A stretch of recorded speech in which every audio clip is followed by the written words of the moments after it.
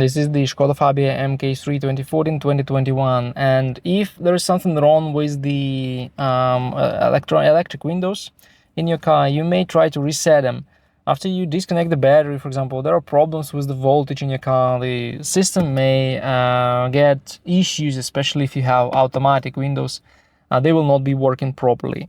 And what you need to do, you need to turn on the ignition or turn on the car, turn on the engine. So in order to reset this, you need to close the window first. Now it's a little open, so I close the window. Now the window is closed, and within several seconds I need to pull and hold this lever, this button, for several seconds and then release. And do the same with that window on my switch.